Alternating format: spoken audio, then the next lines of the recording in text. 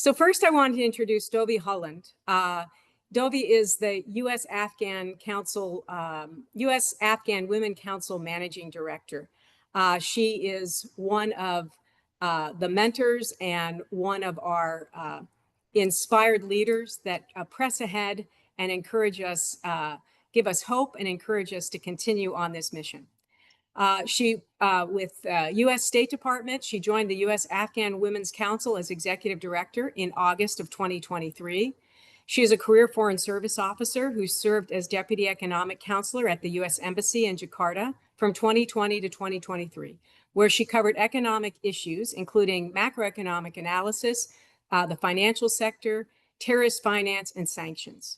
Prior to Indonesia, Dovie worked in the Office of Multilateral Trade Affairs at the State Department, during which time she served as state's representative to the World Customs Organization. She has also held positions of financial economist at the Office of Monetary Affairs, Deputy Economic Counselor at the U.S. Embassy in Madrid, Political and Economic Section Chief at the U.S. Embassy in Antananarivo, and economic advisor at U.S. Embassy in La Paz and the consulate in Guangzhou.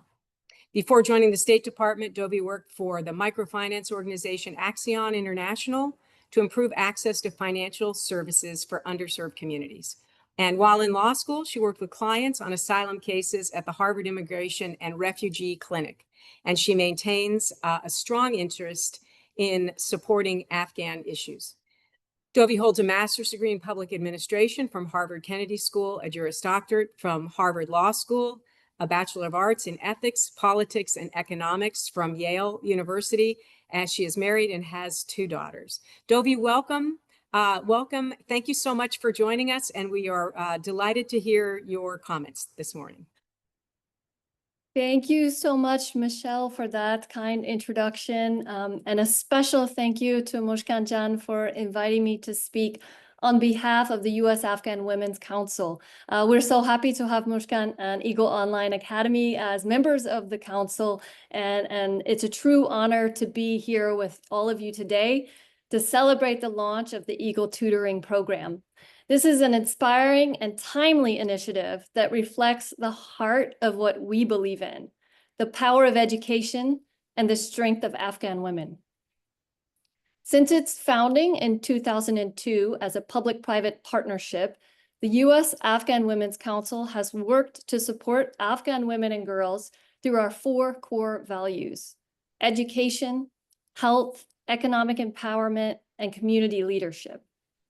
Over the past 2 decades, we've had the privilege of partnering with countless individuals and organizations who believe, as we do, that empowering women is key to building strong, resilient communities.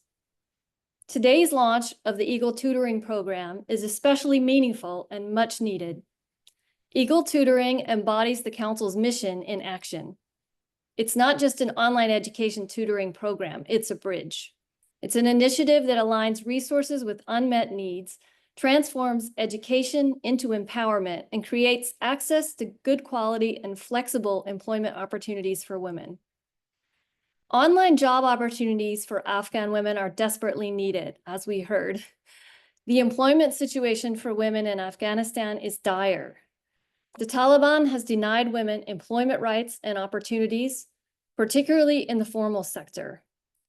The share of women employed outside the home was only around 6% in 2024.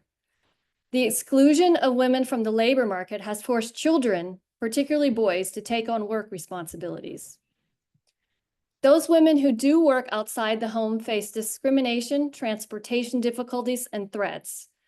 Just this month, female UN workers in Kabul reported they have been threatened on the street and over the phone by men warning them to stay home. Given the ban on many formal sector jobs, more women have turned to entrepreneurship as a lifeline.